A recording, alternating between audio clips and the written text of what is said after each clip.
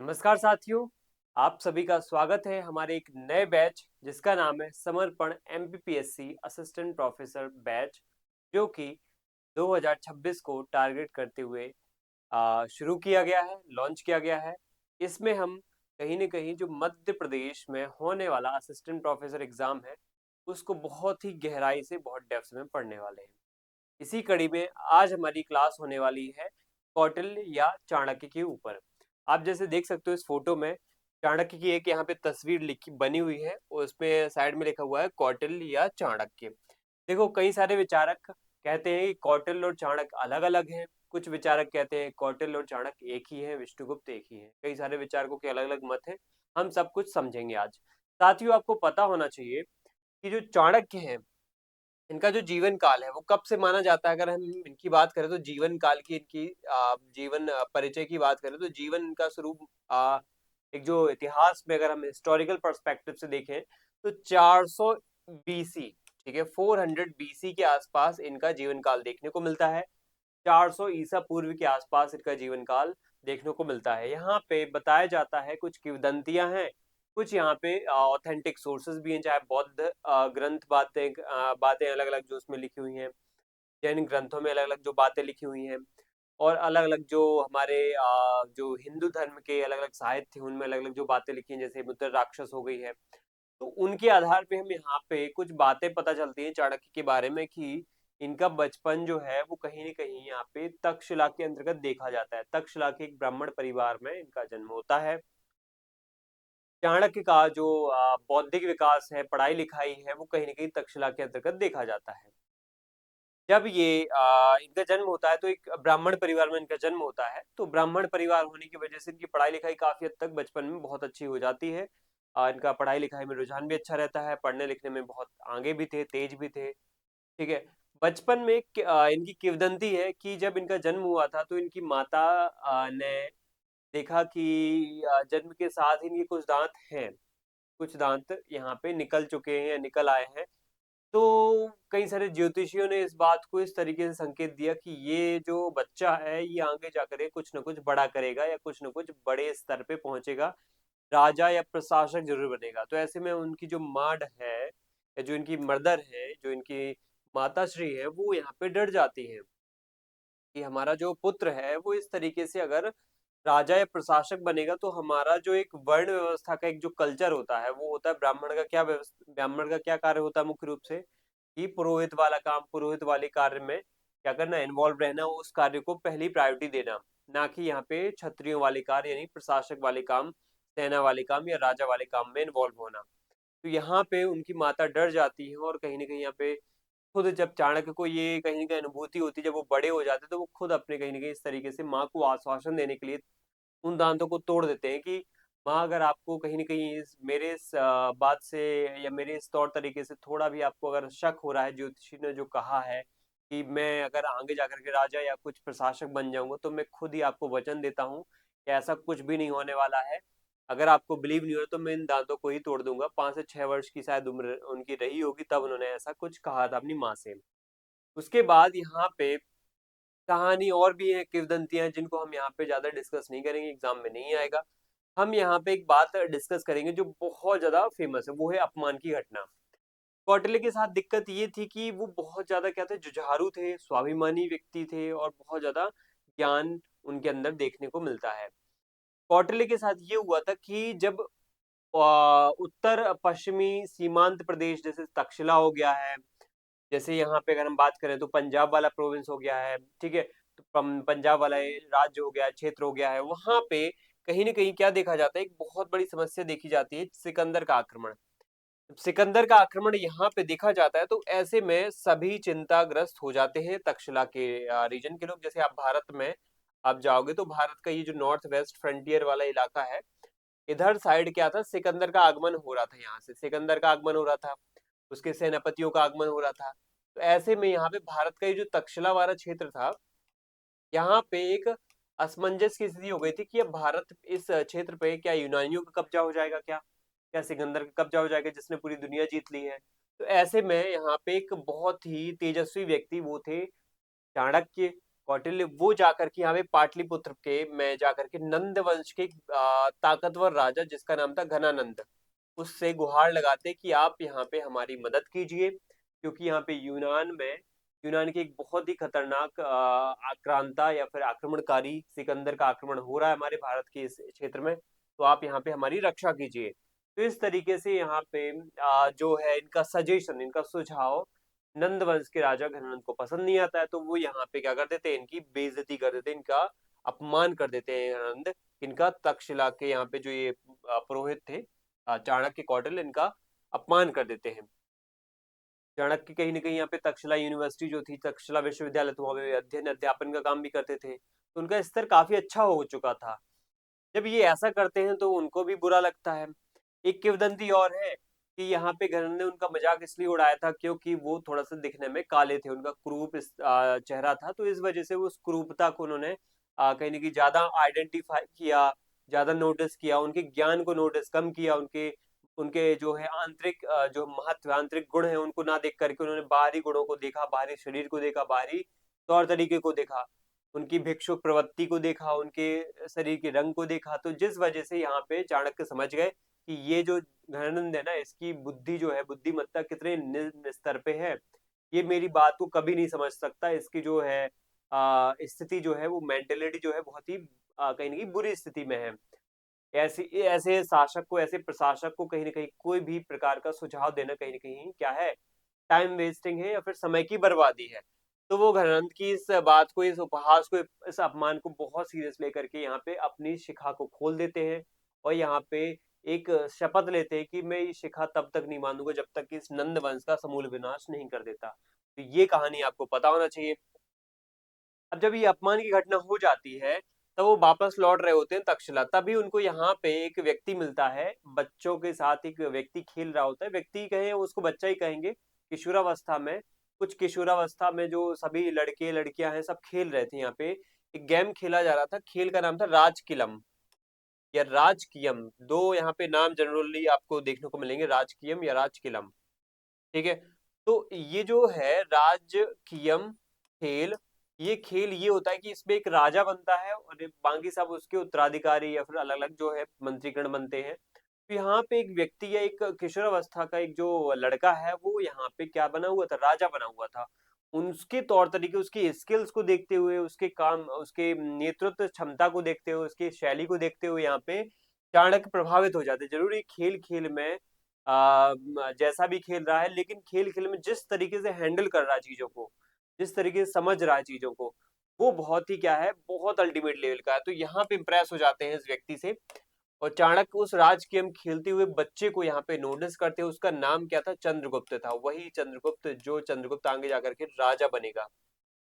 तो ये राज गेम खेलते हुए इस लड़के को वो नोटिस कर लेते हैं, इसकी नेतृत्व क्षमता, इसके स्किल्स को वो नोटिस कर लेते हैं, इसकी अलग अलग जो बोलने की शैली है जो राजा के अंदर होना चाहिए, बोलने की शैली, इस किशोरावस्था में इतने अच्छे से, इतनी मजबूती से साथ अपने बात रखता है, तो यहाँ पे ये इम्प्रेस हो जाते हैं।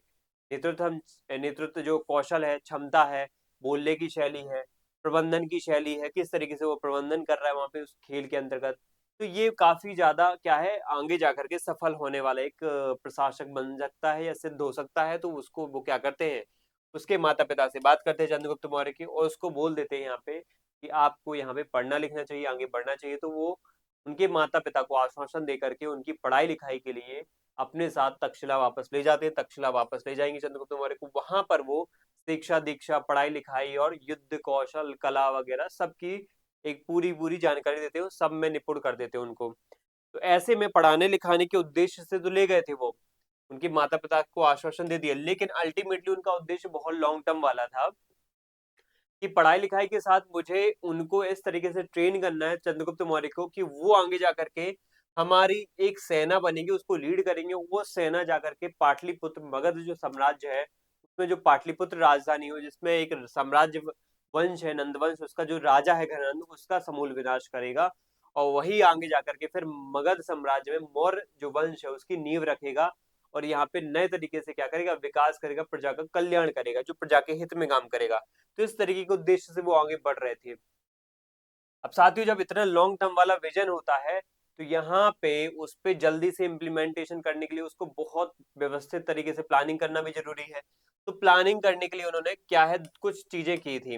अब प्लान ऐसा नहीं है कि जो भी प्लान बनाया हमेशा सफल ही हो जाता है। तुम लोगों को भी एक बात पता होना चाहिए, प्लान हमेशा ऐसा नहीं कि सफल ही हो जाते हैं।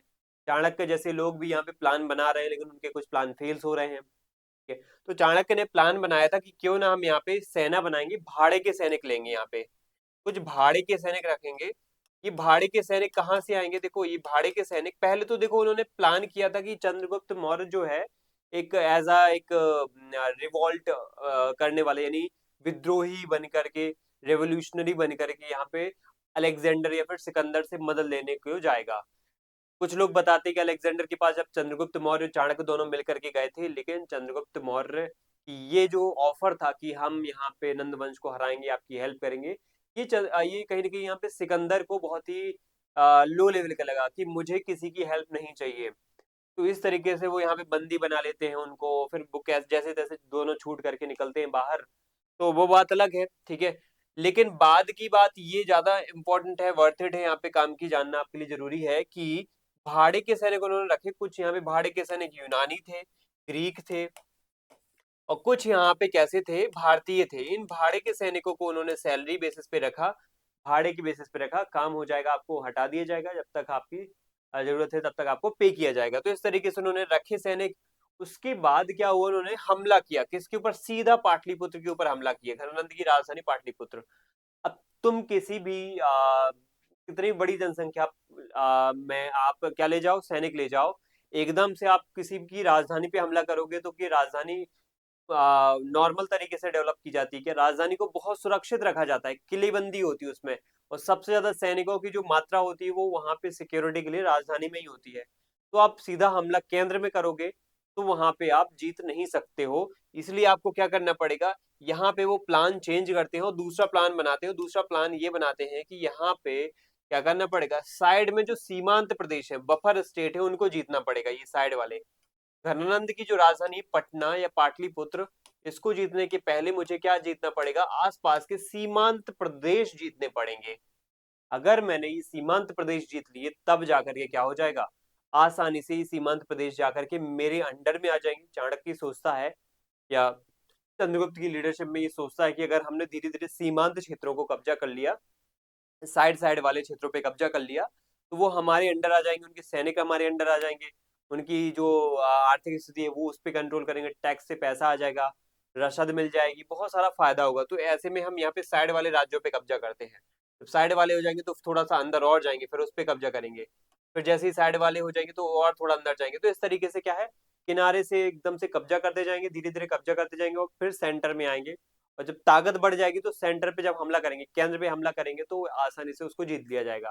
तो यहाँ पे यही होता है कि पाटलिपुत्र को जीतने के लिए, पाटलिपुत्र को जीतने के लिए यहाँ पे एक कहानी भी, एक किंवदंती भी है कि जो पहला प्लान बनाया जाता है भाड़े के सैनिक लेकर के सीधा केंद्र यानी पाटलिपुत्र पे हमला करना, वो असफल हो जाता है।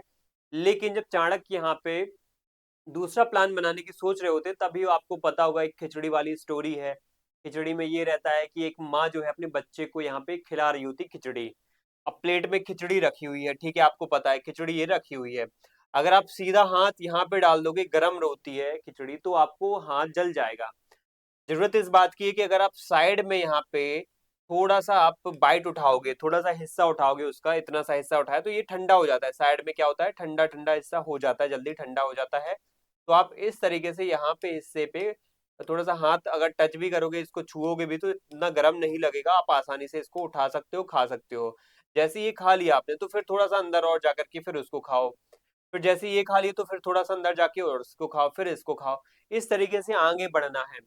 ये चीज क्या है, चाणक्य नोटिस करते हैं, समझते हैं और आगे बढ़ते हैं। यही उन्होंने पाटलिपुत्र के साथ किया। पाटलिपुत्र जो केंद्र में है उस पे हमला सीधा ना करके सीमांत क्षेत्रों को जीतेंगे। उसके बाद पाटलिपुत्र यानी केंद्र पे हमला करके नंद वंश का समूल विनाश करेंगे। ठीक है, तो गलती जब समझी उन्होंने, तो गलती समझ करके सीमांत राज्यों पे हमला करके उन्होंने केंद्र पे हमला करके क्या कर दिया, पाटलिपुत्र को जीत लिया। अब उनको मिल गई है सफलता। पाटलिपुत्र जीतने के बाद उनको मिल जाती है सफलता। अब सफलता के बाद अल्टीमेटली होगा क्या, यहाँ पे वो क्या करेंगे, चंद्रगुप्त जो उनके साथ ही व्यक्ति थे, या जो व्यक्ति उन्होंने हायर किया था, जिसको उन्होंने खरीदा था, या उसके माता पिता से प्राप्त किया था उनके माता पिता से, उस चंद्रगुप्त को वो राजा घोषित कर देते हैं। यहाँ पे आपको पता होना चाहिए, चंद्रगुप्त को राजा घोषित कर दिया जाता है। ये चंद्रगुप्त मौर्य जो है ना, मौर्य साम्राज्य की स्थापना करते हैं। कहाँ पर? मौर्य साम्राज्य की स्थापना करते हैं कहाँ पर? मगध में। और राजधानी वही पाटलिपुत्र ही रहती है। पाटलिपुत्र आपको पता होना चाहिए। तो ये यहाँ पे इस तरीके की कहानी आगे बढ़ती है। इस तरीके से वो कब्जा कर लेते हैं यहाँ पे पाटलिपुत्र पे। और बताया जाता है 321 बीसी में, 321 बीसी में यहाँ पे पाटलिपुत्र में मौर्य साम्राज्य की स्थापना हो जाती है। ठीक है, पाटलिपुत्र में 321 बीसी में मौर्य साम्राज्य की स्थापना हो जाती है, हमने समझ लिया। ठीक है, अब बात आगे आती है कि इसके बाद क्या। ठीक है, इसके बाद क्या, जब मौर्य साम्राज्य स्थापित हो जाता है तो इसके बाद आगे क्या हमारी कहानी में आएगा। ठीक है, इसके बाद आपको एक बात बहुत अच्छे से पता ये होना चाहिए कि जब चाणक्य जैसे लोग यहाँ पे क्या कर रहे थे, धीरे धीरे सत्ता स्थापित कर रहे थे, तो थोड़ा सा एक कॉन्टेक्स्ट या फिर हम कहेंगे टर्निंग पॉइंट ये आता है कि जब नंद वंश को यहाँ पे खत्म किया गया था। ठीक है, जब नंद वंश को यहाँ पे खत्म किया जाता है, नंद वंश को, तो नंद वंश में ऐसा तो है नहीं कि नंद वंश को खत्म कर दिया, मतलब नंद वंश में घनंद को खत्म कर दिया तो नंद वंश का समूल विनाश हो गया। नंद वंश के कुछ सपोर्टर भी होंगे, समर्थक भी होंगे, उनका सफाया करना जरूरी है। तो देखो, चाणक्य इतना यथार्थवादी, इतना ज्यादा शक्ति को महत्व देने वाला व्यक्ति था, इतना ज्यादा क्रूरतम बताया जाता है, कुछ थिंकर्स बोलते हैं इतना क्रूरतम यथार्थवादी विचारक था, जिसने किसी भी प्रकार की दया नहीं बढ़ती ही यहाँ पे नंदवंश के समर्थकों के प्रति। एक एक को उसने कहीं ना कहीं मरवा दिया, हत्या करवा दी उसने। लेकिन उनमें से एक व्यक्ति ऐसा था जिसको चाणक्य कहीं ना कहीं पसंद करता था, और जो सबसे खतरनाक साबित हो सकता था, वो था राक्षस नाम का एक मंत्री। उसका नाम ही था राक्षस नाम का मंत्री, महामंत्री था उनका। किन का महामंत्री था ये? अब देखो, ये महामंत्री नंद वंश का था। ठीक है, किन का महामंत्री था ये? नंद वंश का महामंत्री था। नंद वंश में घरनंद का महामंत्री या फिर प्रधानमंत्री हम कह सकते हैं इसको। अब ये इतना एग्रेसिव था, इतना एडवांस था, इतना टेक्निकली नॉलेज इसको बहुत ज्यादा था, रणनीति बनाने का, इसको टैक्टिक्स स्ट्रेटेजीज बनाने का। तो ये बहुत बड़ा रणनीतिकार भी था। राक्षस नाम का एक जो व्यक्ति था, रणनीतिकार। ठीक है, रणनीतिकार भी था, कुशल भी था, कुछ मामलों में कुशल कैसे, अलग अलग योग्यताएं थी इसके पास। सैन्य कुशलता, सैन्य योग्यता। ठीक है, और इसके पास युद्ध कला का बहुत ज्यादा नॉलेज था, सैन्य कला का नॉलेज था इसके पास। इसके साथ ही इसने जासूसी में भी बहुत ज्यादा महारत हासिल कर रखी थी। तो ये आगे जाकर के बहुत ज्यादा खतरा वाला काम हो सकता है। ठीक है, अगर इसको सीधा मरवा दिया तो ये इसके समर्थक कहीं ना कहीं, इसके जो शिष्य हैं, वो भी आगे जाकर के पनप जाएंगे। वो भी आगे जाकर के क्या करेंगे, या इसके बनाया गया जो ये पूरा ट्रैप है, इसके बनाया गया बिछाया गया जाल है, उस जाल से नहीं बचा जा सकता है। देखो, बुद्धिमान व्यक्ति ही दूसरे बुद्धिमान की क्या है, कद्र करता है, चाहे वो विरोधी ही क्यों ना हो। चाणक्य जानता था, चाणक्य बुद्धिमान था, और वो एक दूसरे उनके अपोनेंट जो राक्षस नाम का एक बुद्धिमान व्यक्ति था, वो जानता था कि जरूर इसको मरवा दिया जाएगा, तो ऐसा नहीं कि इसका ट्रैप खत्म हो जाएगा। ये इसने भयंकर भयंकर बहुत ही गहरे लेवल पे जाल बिछा रखे होंगे, तो इसको मारना उचित नहीं होगा। अगर इसको मारा तो जनता और भड़क जाएगी, ये तो होगा ही, क्योंकि ये जनता का चहेता भी था, कुछ मामलों में अच्छा भी था ये। और इसके जासूस बहुत खतरनाक थे, इसके गुण पुरुष बहुत खतरनाक स्तर पे क्या है, फैले हुए थे। दूसरा, इसके पास योग्य कुशलता थी, योग्यता थी, बहुत अच्छी सैन्य कला थी, इसके पास युद्ध कला थी, तो इसका यूज भी किया जा सकता है। तो ऐसे में इसको मारने से बजाय, मारना नहीं चाहिए इसको, मारने की बजाय इसको जीत लो। क्या कर लो, इसको जीत लो, इसको जीतना ज्यादा उचित है, इसका यूज करना ज्यादा उचित है, इसको उपयोग करना ज्यादा उचित रहेगा। तो चाणक्य यहाँ पे बहुत हद तक यहाँ पे अपनी टैक्टिक्स का यूज करके, यहाँ पे मुद्रा जो है, अंगूठी जो इसकी रहती है, उसको आधार मानते हुए इसको क्या करते हैं, यहाँ पे अपने वश में कर लेते हैं। बहुत सारी कहानियां हैं, उसमें नहीं जाएंगे। और इसको अल्टीमेटली वो क्या कर लेते हैं, अपनी जासूसी, अपनी कला, अपने जो है टैक्टिक्स के माध्यम से, चाणक्य चाणक्य चाणक्य हैं, देखो उनको इसलिए याद रखते हैं, उन्होंने इसको अपने वश में कर लिया, जैसे तैसे करके इसको प्रभावित कर लिया, इसका माइंड वॉश कर लिया। और यहाँ पे इसको चंद्रगुप्त मौर्य का क्या बनवा देते हैं, प्रधानमंत्री बनवा देते हैं, कि तुम्हारा पद वही रहेगा जो नंद वंश के शासन काल में घनंद के द्वारा तुम्हें जो पद दिया गया था, वही पद तुम्हारे पास अभी भी रहेगा।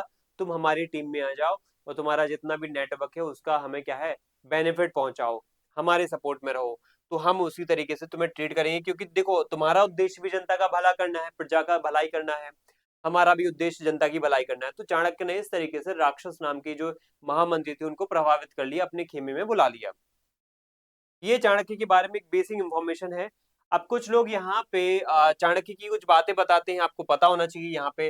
अब हमने काफी सारी इंफॉर्मेशन यहाँ पे ले ली है। चाणक्य जो है उनका नाम कौटिल्य भी रहता है, कुछ लोग चाणक्य भी कहते हैं, विष्णुगुप्त भी कहते हैं। कौटिल्य नाम इसलिए पड़ा क्योंकि कुटिल बुद्धि वाले थे, तो कुटिल एक उपाधि उनकी, इस वजह से उनका नाम पड़ा। जन्म आपको पता होना चाहिए लगभग 375 ईसा पूर्व के आसपास देखा जाता है। विद्वान भी माने जाते हैं, दार्शनिक भी माने जाते हैं, आदर्श अर्थशास्त्री भी माने जाते हैं, राजनीतिक सलाहकार तो सबसे बड़ा इनका योगदान माना जाता है। योगदान इनका क्या है? चंद्रगुप्त मौर्य की मदद करते हैं ये। किस मामले में मदद करते हैं? आपको पता है कि चंद्रगुप्त मौर्य की राज्य स्थापना में, मौर्य साम्राज्य की स्थापना, अखंड भारत की अवधारणा को इन्होंने प्रस्तुत किया और अर्थशास्त्र नामक एक महान ग्रंथ की रचना करी। ये सबसे महत्वपूर्ण बात है, इसके बारे में हम डिटेल में डिस्कस करेंगे, चर्चा करेंगे। आप देख सकते हैं यहाँ पे। इसके बाद आगे की कहानी ये है कि कौटिल्य का जो उत्थान है, और वो हम देख चुके हैं कैसे उत्थान होता है, कैसे मौर्य साम्राज्य की स्थापना वो करवा देते हैं। ठीक है, हमने देखा घनानंद ने कैसे उनको अपमानित किया, कैसे उन्होंने घनानंद को कहीं ना कहीं उसका समूल विनाश भी करवा दिया। अब हमें समझना है यहाँ पे, जो ये कौटिल्य है, इनकी जो है मृत्यु है या फिर इनका जो जीवन का अंत है वो कैसे होता है। इस जीवन का अंत को यहाँ पे समझ लेते हैं, फिर उसके बाद हम कहानी को एंड करेंगे। अगर हम कौटिल्य के जीवन की अंत की बात करें, तो कौटिल्य के जीवन की अंत को लेकर के कई सारी किंवदंतियां हैं, कई सारे यहाँ पे अलग अलग स्रोत अलग अलग बातें बोलते हैं। अगर हम कौटिल्य की बात करें तो जैन ग्रंथों में, खासतौर पर बौद्ध ग्रंथों में, मेनली जैन ग्रंथ परिशिष्ट पर्वन में लिखा हुआ है कि इनकी जो मृत्यु हुई है, परिशिष्ट पर्वन लिखूंगा मैं यहाँ पे, परिशिष्ट पर्वन। अब देखो जैन ग्रंथ क्या बोलेंगे, परिशिष्ट पर्वन में ये लिखा रहेगा कि जो, देखो आपको पता होगा कि जो चंद्रगुप्त मौर्य थे उन्होंने संन्यास ले लिया था अपने जीवन के अंतिम क्षणों में। उन्होंने जीवन क्या किया था, जब अकाल की स्थिति देखी गई थी मगध साम्राज्य में, तो वहां पे वो संन्यास ले लेते हैं और यहाँ पे वो कर्नाटक के श्रवण बेलगोला जाकर के संधारा संलेखना के माध्यम से अपना जीवन त्याग कर देते हैं। अब यहीं पे जैन ग्रंथ इस चीज का फायदा उठा करके चाणक्य के लिए भी बोलते हैं कि उसने भी क्या किया था, परिशिष्ट पर्वन जो जैन ग्रंथ है उसमें भी यही लिखा हुआ है कि चाणक्य ने भी बाद में जाकर के क्या है, जैन ग्रंथ जैन धर्म ग्रहण कर लिया था और यहाँ पे संधारा संलेखना के माध्यम से अपना जीवन त्याग दिया। ऐसा क्यों किया? तो कुछ लोग बोलते हैं यहाँ पे कि बिंदुसार, चंद्रगुप्त मौर्य का जो बेटा था बिंदुसार, उसकी कहीं ना कहीं यहाँ पे क्या थी, कुछ मामलों में यहाँ पे नापसंदगी थी। किसको लेकर के? चाणक्य को लेकर के, क्योंकि बिंदुसार का एक महामंत्री या फिर सेनापति टाइप का एक व्यक्ति था सुबंधु नाम करके। अभी सुबंधु जो है, या सलाहकार भी कह सकते हैं उसको, सुबंधु की बात यहाँ पे सबसे ज्यादा सुनते थे बिंदुसार। बिंदुसार जो चाणक्य जो चंद्रगुप्त मौर्य के बेटे थे। अब सुबंधु ने क्या है, सब सुबंधु बहुत ज्यादा ईर्ष्या घृणा करता था चाणक्य से कि इसको जैसे तैसे निकालना है इस दरबार से। तो उन्होंने क्या किया, यहाँ पे ये परिशिष्ट पर्वन में लिखा हुआ है, किंवदंती में भी कई सारे लिखा हुआ है, परिशिष्ट पर्वन में भी यही लिखा हुआ है कि सुबंधु नाम का जो ये सलाहकार था बिंदुसार का, वो कहीं ना कहीं चिढ़ता था, ईर्ष्या करता था यहाँ पे चाणक्य के साथ। चाणक्य को जब ये पता चला तो वो भी कहीं ना कहीं यहाँ पे सोच रहे थे कि ये सही नहीं हो रहा है। सुबंधु ने एक बार एक चाल चली, यहाँ पे भड़का दिया बिंदुसार को कि जो तुम्हारा वो है ना जन्म है, वो बहुत ही बुरी तरीके से हुआ है। तुम्हारी माँ को यहाँ पे इस व्यक्ति नहीं मारा, इस चाणक्य नाम के व्यक्ति नहीं मारा है। कैसे? बताया जाता है यहाँ पे चाणक्य के खिलाफ यहाँ पे साजिश रची जाती है सुबंधु के द्वारा। ये कहा जाता है कि चाणक्य ने जब तुम्हारा जन्म हुआ था तभी क्या था कि उसी सिलसिले में चाणक्य चंद्रगुप्त मौर्य को, जो तुम्हारे पिता थे, उनको क्या देते थे, छोटा मात्रा में विष देते थे। अब वो विष वाला खाना जब दिया जाता था इनको, चंद्रगुप्त मौर्य को, तो चंद्रगुप्त मौर्य के अंदर एक इम्यूनिटी डेवलप हो गई कि कभी कभी कोई रियल जो विष दिया गया तो उसमें उनकी मृत्यु नहीं होगी, इसलिए देते थे इस पर्पज से। तो बंधु ने यहाँ पे बात ये बोल दी कि तुम्हारी माता ने कभी एक बार ऐसा भोजन कर लिया जो विष मिलाया हुआ था चंद्रगुप्त मौर्य के लिए, बट वो कहीं ना कहीं यहाँ पे विष वो मतलब एक रेगुलर उसमें दे देते, ऐसा नहीं कि वो मारने के लिए दे रहे थे, वो कहीं ना कहीं इम्यूनिटी डेवलप करने के लिए दे रहे थे कि इम्यून सिस्टम उनका इस तरीके से डेवलप हो जाएगा चंद्रगुप्त मौर्य का कि कल के दिन अगर एक्चुअल का विष ज्यादा मात्रा में भी दिया गया तो चंद्रगुप्त मौर्य जीवित रहेंगे। लेकिन वो खाना गलती से किसने खा लिया, वो जहर वाला बिंदुसार की माँ ने खा लिया। तो सुबंधु यहाँ पे ये बोलते हैं कि बिंदुसार की माँ ने खा लिया, आपकी माँ ने खा लिया, तो ऐसे में अब आप कहीं ना कहीं आप गर्भ में भी थे उस वक्त, आपको बचाने के लिए कहीं ना कहीं यहाँ पे आपकी माँ को मार दिया जाता है।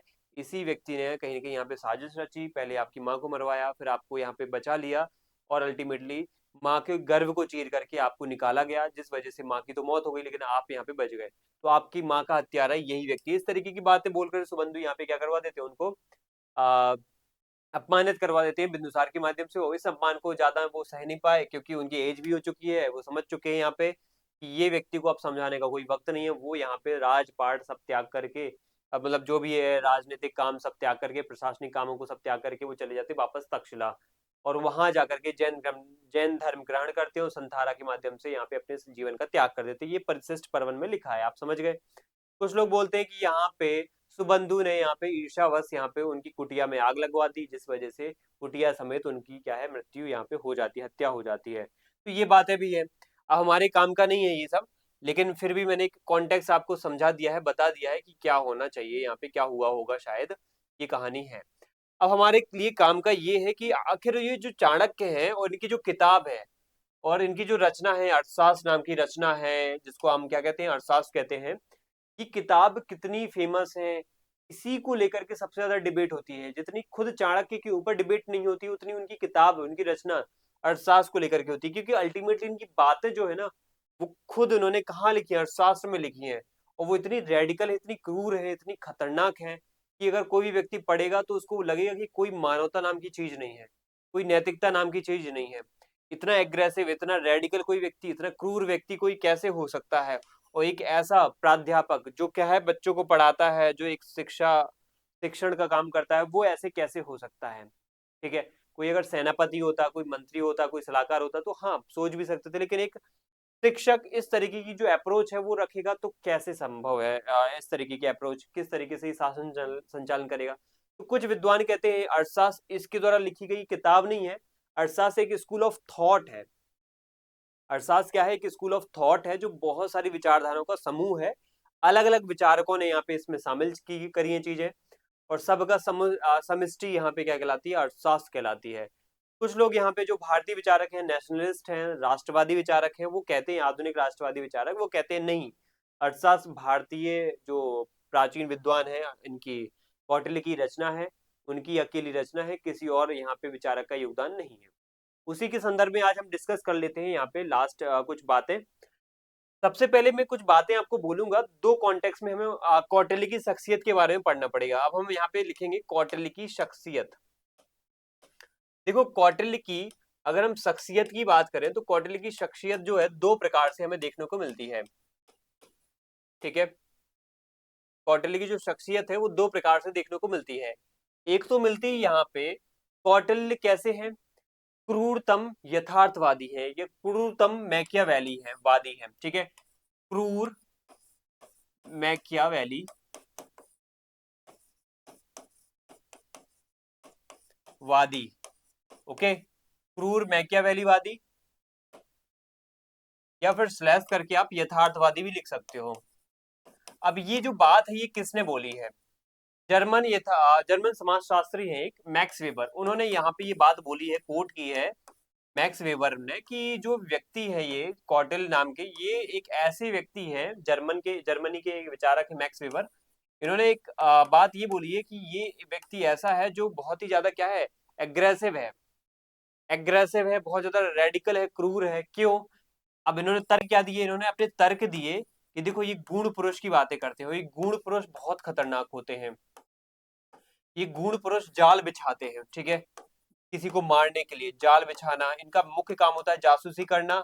ठीक है, जाल बिछाना, जासूसी करना, और ये सब करते क्यों है, जासूसी करना या जाल बिछाना, या फिर कहीं ना कहीं किसी की हत्या करना, सब का सब किस लिए करते हैं, राज्य के विकास के लिए, राज्य के हित के लिए, नेशनल इंटरेस्ट या स्टेट के इंटरेस्ट के लिए करते हैं। तो हत्या करना, मरवा देना, ठीक है, इस प्रकार की जो है दुश्मनों को मरवाना, धोखे से मरवा देना, फिर धोखेबाजी से मरवाना, ये धोखे से उनको जहर दिलवा देना, विष कन्या वाला काम जो है, विष दिलवा देना विष कन्याओं के माध्यम से। तो ये गुण पुरुष के इतने खतरनाक काम बताए गए हैं कि किसी भी तरीके से बख्शा नहीं जाएगा दुश्मन को, उसको चाहे वो पाताल में भी चला जाएगा, उसको मारा जाएगा। तो इस तरीके से यहाँ पे दुश्मनों के सफाई की बात यहाँ पे गुण पुरुष के माध्यम से की गई है, क्योंकि क्रूर मैकियावेली बात है, क्योंकि यहाँ पे इंपॉर्टेंट क्या है, यहाँ पे इंपॉर्टेंट है स्टेट, यहाँ पे इंपॉर्टेंट क्या है, राज्य। तो ये बात यहाँ पे मैक्स वेबर के द्वारा बोली गई है। दूसरी बात यहाँ पे एक और, यहाँ पे जैसे मैक्स वेबर है, यहाँ पे एक और नाम मैं लूंगा, एक और नाम व्यक्ति का लूंगा, वो है नेहरू जी, हमारे JL नेहरू, जवाहरलाल नेहरू। ये भी इनको कहीं ना कहीं भारत का मैकियावेली, ठीक है, भारत का मैकियावेली कहते हैं, कौन कहते हैं भारत का मैकियावेली? जवाहरलाल नेहरू। ये पता होना चाहिए, भारत का मैकियावेली किसको कहा है? कौटिल्य को कहा है। किसने कहा है? नेहरू जी ने कहा है। ठीक है, मैकियावेली, भारत का मैकियावेली किसको कहा जाता है? कौटिल्य को। किसने कहा है? जेएल नेहरू, जवाहरलाल नेहरू ने कहा है। तो ये दोनों विचारक मैक्स वेबर हो गए हैं, चाहे जवाहरलाल नेहरू हो गए हैं। जवाहरलाल नेहरू की किताब का नाम आपको पता है, डिस्कवरी ऑफ इंडिया। ये अपनी किताबों में क्या बताते हैं कि जो हमारे प्राचीन विचारक रहे हैं चाणक्य, वो एक प्रकार से भारत के मैकियावेली के समान देखने को मिलते हैं। यहाँ पे एक वर्ड बहुत अच्छे से आपको पता होना चाहिए, जो क्रूर मैकियावेली वर्ड जो बोला है वो मैक्स वेबर ने बोला है, क्रूर Machiavelli. Truly ruthless word use किया है इन्होंने, truly ruthless, truly ruthless. Ruthless मतलब बिल्कुल निर्दयी, पूर्णतः निर्दयी, पूर्णतः निर्दयी प्रकार का एक विचारक है, पूर्णतः निर्दयी, जिसके अंदर दया भाव बिल्कुल होता ही नहीं है, जो सिर्फ क्या करता है? हत्याएं, जो सिर्फ दुश्मनों की क्या है? वध करने, धोखे से मारने की बिल्कुल प्लान हमेशा बना के रखता है, अपनी पूरी प्लानिंग करके साथ में रखता है। तो इस प्रकार की इन्होंने बातें बोली हैं। अब आती है बात यहाँ पे अगले पॉइंट की, कि मैकियावेली की शख्सियत, कुछ लोग तो उनको बहुत ज्यादा निगेटिवली प्रेजेंट करते हैं, ठीक है, लेकिन यहाँ पे कुछ विचारक, यहाँ पे ऐसे मैं नाम बताऊंगा जिनको यहाँ पे भारतीय रूप से यहाँ पे समझा जाता है। वो कौटिल्य को क्या बोलते हैं? कौटिल्य की यहाँ पे शख्सियत को किस तरीके से दिखाते हैं? कौटिल्य की शख्सियत यहाँ पे उन्होंने दिखाई है बहुत ही पॉजिटिव वे में। ठीक है, पॉजिटिव वे में कैसे? कौटिल्य को बताते हैं कि कौटिल्य यहाँ पे कैसा है? निर्दयी नहीं है, नैतिक है। कौटिल्य यहाँ पे नैतिक है। ठीक है, एक बात इन्होंने नैतिक की बोली। कौटिल्य यहाँ पे दार्शनिक है। ठीक, कौटिल्य यहाँ पे दार्शनिक है। कौटिल्य यहाँ पे कैसे? नैतिक है, दार्शनिक है, राष्ट्र प्रेमी है। ये बात बहुत अच्छे से लोगों ने समझाई है। ऐसे विचारकों के बारे में आपको पता होना चाहिए। इन्होंने तर्क क्या दिए हैं उसके पीछे देखो, इनके भी अलग तर्क हैं। इन्होंने भी कुछ बातें को, वहां पे मैक्स वेबर ने भी कुछ बातें बोली, वो भी सत्य है। जवाहरलाल नेहरू ने भी जो बातें बोली गुड़ पुरुष को लेकर के, दुश्मनों की हत्या लेकर के, धोखे से मारने को लेकर के, तो वो भी सत्य है। क्रूरतम यथार्थवादी, क्रूरतम ये मैकियावेलीवादी भी है। लेकिन अब बात आती है नैतिकता होने की, दार्शनिक होने की, या फिर राष्ट्र प्रेमी होने की, कहीं ना कहीं व्यवहारिक होने की, व्यवहारिक होने की। तो इन्होंने एक बात ये बोली है कि देखो कौटिल्य जो है ना, मैकियावेलीवादी नहीं है, यथार्थवादी नहीं है, उसको सिर्फ शक्ति नहीं चाहिए, उसको व्यवहारिकता पे जीना है। वो वास्तविकता पे जीने वाला व्यक्ति है। वास्तविकता क्या है? उस जमाने की वास्तविकता क्या है? उस जमाने की वास्तविकता क्या है? मत्स्य न्याय। अगर मत्स्य न्याय को खत्म नहीं किया जाएगा तो बड़ी मछली छोटी मछली को खा जाएगी। तो ऐसे में मत्स्य न्याय को खत्म करना है तो हमें क्या करना पड़ेगा? शक्ति, कानून, कुछ ऐसे नियम बनाने पड़ेंगे जहां पे क्या होना चाहिए? दायरा होना चाहिए, कानून होना चाहिए, जिसके हिसाब से सब चले। तो यहाँ पे वास्तविकता ये है कि ऐसे समाज से हमें बाहर निकालना है तो हमें यथार्थवादी, व्यवहारिक होना पड़ेगा। यहाँ पे वो कहते हैं कि कौटिल्य, कुछ विचारकों के नाम यहाँ पे लिख सकते हो आप। जैसे यहाँ पे एक विचारक का नाम आप देखना जो पॉजिटिव बोलते हैं, जो कौटिल्य को क्या बोलेंगे? नैतिक बोलेंगे। ठीक है, देश प्रेमी बोलेंगे, देश प्रेमी बोलेंगे, और व्यवहारवादी बोलेंगे, व्यवहारिक बोलेंगे, व्यवहारिक।